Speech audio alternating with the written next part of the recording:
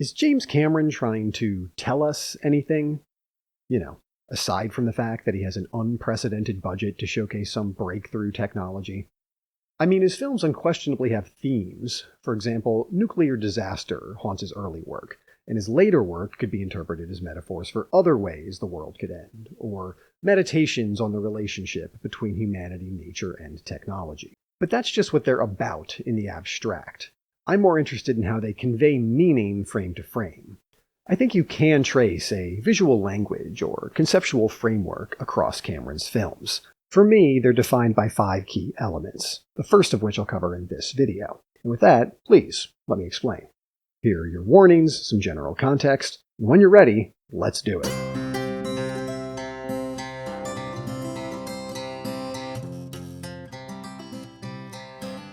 If your skeptical clothes matter, remember the first thing the Terminator says that isn't just repeating what it already heard? Your clothes. Give them to me. Silly as it may seem to ask, why does the Terminator need clothes? Not for protection from the elements. In fact, it might be fair to say the thing isn't even naked, and that the flesh over the metal skeleton is already a type of clothing. Reese hides a shotgun under a trench coat, Skynet hides a killer robot under living human tissue.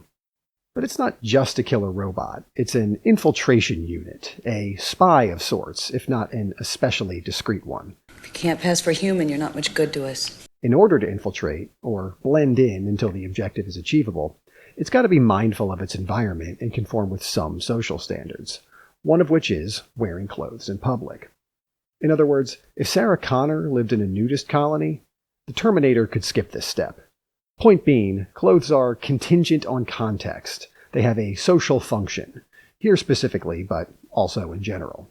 I choose this sequence not just because it's at the beginning of the first movie, but because this type of scenario pops up a lot in Cameron's filmography. Jack only gets into the fancy dinner because Molly's son happens to be his tuxedo size, and he later makes contact with Rose by stealing someone's coat and hat. Harry, a more traditional spy, also uses a tux as part of a cover identity at True Lie's opening soiree. The T-1000 is led into the psychiatric hospital because it wears, or maybe more accurately, transforms into, a guard uniform. How is Jake able to breathe freely on Pandora and join the Na'vi tribe? By being a genetic match for his twin brother's avatar, which he slips his consciousness into, like an arm into a sleeve. These disguises grant access to restricted spaces, but to what end? Jack would rather hang out with Rose elsewhere. Harry's job is ruining his marriage. Even from Skynet's perspective, its T2 gambit goes so wrong it doesn't even get to do Judgment Day anymore. And the Avatar program basically uses Jake as a Terminator, albeit with a science-washed facade. These characters' arcs often involve them realizing that changing goals or tactics is more important than changing appearances. Helping someone dress or giving them clothing can symbolize an attempt to integrate them into a system. Rose's mom almost literally hems her into a social structure and lifestyle, while ironically bemoaning her imagined fate if Rose doesn't marry Cal. Do you want to see me working as a seamstress? A similar, if perhaps more tempting parental dynamic plays out in Way of Water, between Blue Quaritch and his quasi-son. The former offers Spider his father's ID tag necklace as an olive branch and invite to join the RDA. While it might not seem alluring, it plays on Spider's insecurities about his place among the Emotakaya. Jake says he's not part of the family, which is borne out by this portrait. He considers Spider a stray cat, not even their pet. But that's still too generous for Neytiri, who doesn't think he belongs with them at all. If those two don't want him, the Colonel does need him. And hey, he's head of security for a powerful military backed by a rich corporation, or parent company, if you will. Spider throws the necklace away, but the Colonel picks it up and gets the answer he wants. Whatever connection they build on top of this is enough to save both their lives, though Spider ultimately rejects his father figure. Ironically, the father figure who rejected him, and Quaritch, went on a similar journey in the first film. Jake, lacking connection and purpose, joins the RDA. They give him an avatar to turn him into an asset, which enables tribe infiltration. But then the tribe kind of reprograms him. We'll talk more about how he handles this double integration into clashing systems in Part 3, but suffice it to say, he eventually chooses which body to embody. Both Jake and Spider try on the other side, and from opposite directions reach the same conclusion.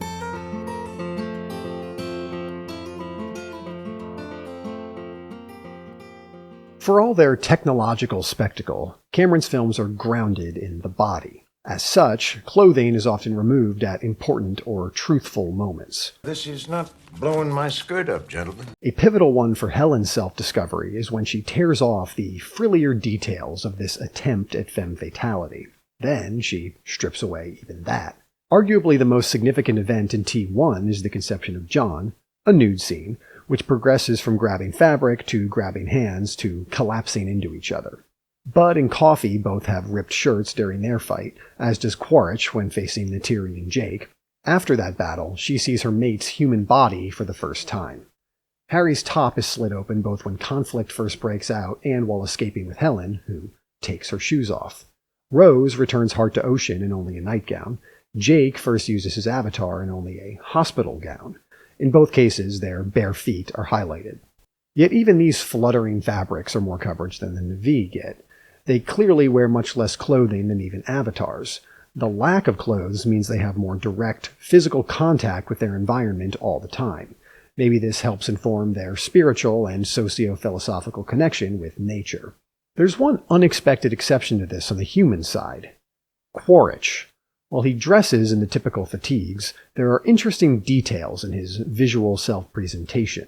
He lifts weights, so he's in some way in touch with his body and is modifying it directly, rather than relying on a mech or avatar or even just clothes. He was also scarred by a Pandoran creature.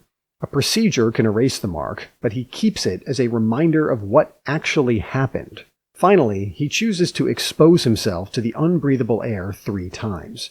He twice does it to shoot at people he's angry with, and when his mech windshield becomes too cracked, he pops it off. This all fits with him considering the Avatar program a joke.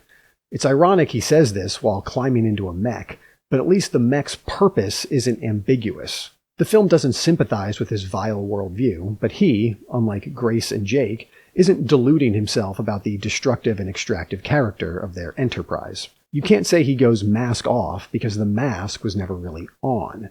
Even Grace's retort here requests a face covering to repress instincts. The fakeness or dangers of clothes are shown in several scenes. Newt falls because Ripley grabs her sleeve, not her arm. Hicks is hurt when acidic alien blood gets trapped between his skin and the difficult-to-remove armor. Jake has to take off his backpack and burn his jacket for light to survive in the forest. These two have to take off their clothes to swim to Hatch 6 in the abyss, and Bud undercuts urgent requests with demands to Keep your pantyhose on. When the crew is locked up by the military, Lindsay tries to reason with them. They respond by covering the hole she's speaking through with a hat. Helen being told to slip into a role that doesn't exist is juxtaposed with Harry slipping on a ski mask to keep hiding from his wife. Lovejoy frames Jack by dropping a piece of jewelry into his pocket, about which Cal suggests, "Perhaps you did it while you're putting your clothes back on, dear." To regain trust before lying about a plan to get Jack off the ship, Cal manipulates Rose by placing his coat over her shoulders. In T1, the cops reassure Sarah of her safety by giving her a jacket to sleep under. And when she ineffectually attacks her T2 psychologist, she grabs his jacket, shirt, and tie rather than, say, his throat. The film also provides 2 more nuanced examples that allow us to flesh out this framework more precisely. Sarah describes John's vulnerability like this. He's naked without me. Isn't she saying nakedness is bad? She is, but we gotta remember this is her at the outset. She hasn't gone through her arc. For as tapped in as she is to the future, there's still plenty for her to learn about the present, including how to relate to her son, whom she often treats more like an asset to be protected than a child to be loved. In focusing so much on eliminating vulnerability, she prevents even the positive versions of it from being part of their relationship. By not killing Dyson, reconnecting with John, and softening up on machines, she takes her first steps to recovering that dimension of life, an emotional nakedness. Speaking of softening up on machines, the thumbs up at the end. You might now notice the hand is gloved. Here, given the character doing it, we can invert the usual framing. Due to its learning capabilities, the T-800 is curious about humanity throughout the film. By the end, it comes to some understanding, both of humans and, equally importantly, how it differs from them. While everyone holds the line on what must be done, The glove works with the humanistic gesture to put as many layers as reasonably possible between the Connors and the killer robot underneath them. This reverses the Terminator removing its jacket, cutting away its skin, and revealing the metal hand, which convinces the Dysons of the truth, starting with the T-800's inhumanity. So, is the gloved thumbs up a lie? Yes, and that's why the fucker still had to be terminated. But it's an acknowledged one, part of an admirable effort to understand something you can never be, a positive example of clothing's representational power. Before diving into that, the Abyss will sum things up. No, it won't work. I gotta have bare skin or it won't work.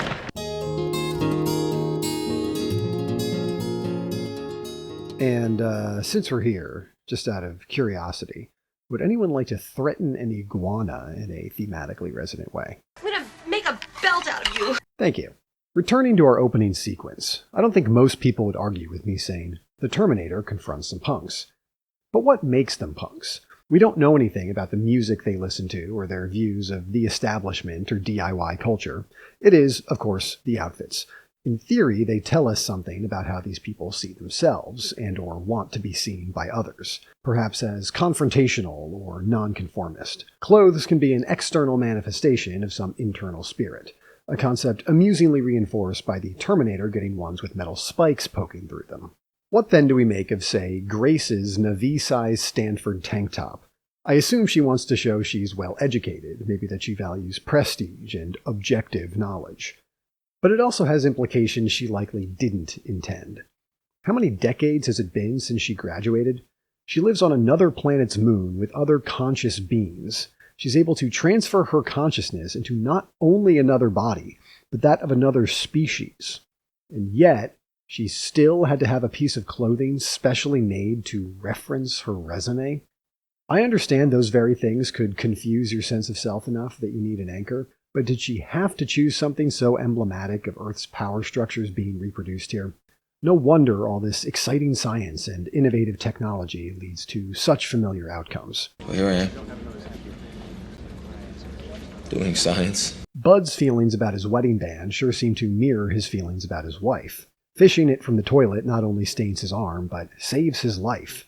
Later, he and Lindsay return the favor by fully reviving their marriage during Bud's slightly deeper descent.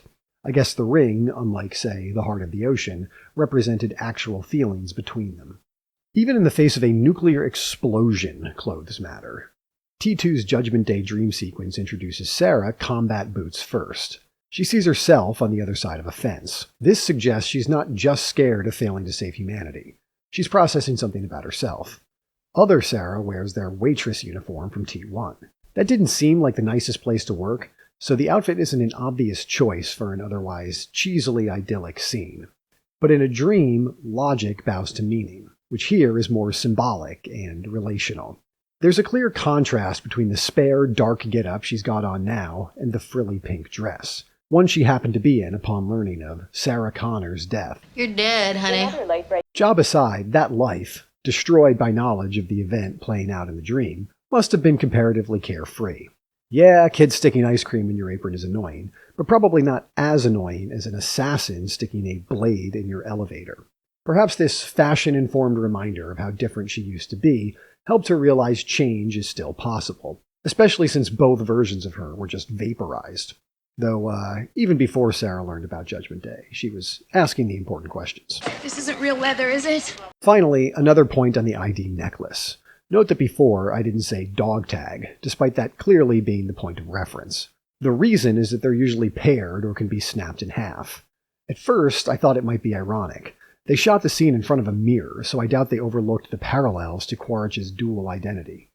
But then I remembered his avatar also has an ID tag.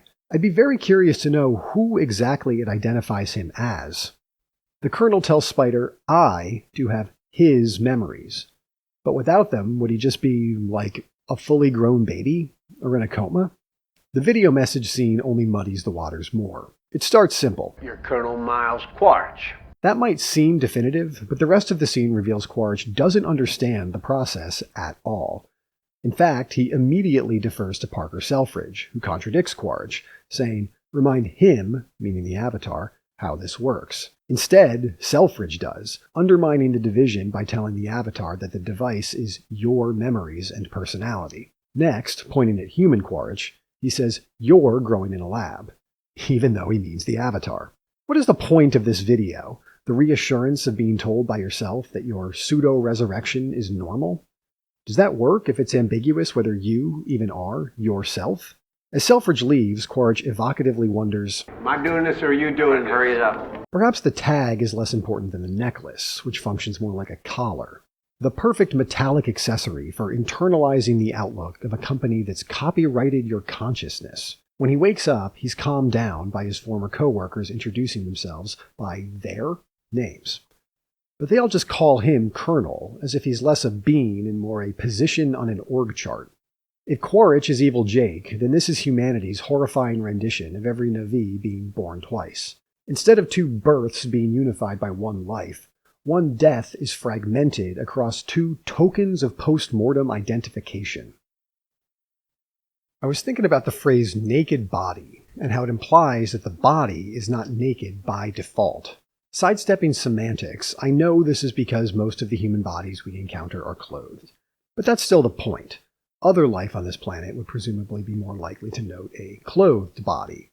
We, on the other hand, appear to identify quite a bit with these true lies that conceal as they reveal, and vice versa. This made me wonder if part of the reason the T-1000 is so unnerving is, to put it as stupidly as possible, it's just clothes. There's a kind of comfort in the metal skeleton. Remove the outfit, peel away the skin, and there's a core you can destroy. Similarly, some people feel there's something essential that makes them, them. They may even be trying to show it through how they dress. But there's a separation between what they want to represent and the representation. The T-1000, in contrast, is pure externality, amazingly mutable and truthless, but not false, in fact, undeniable. During its Thanatoid tantrum, it cycles back through disguise identities, becoming increasingly featureless until a face turns inside out, and a mask almost surfaces and then dissolves. It could be anyone, but isn't.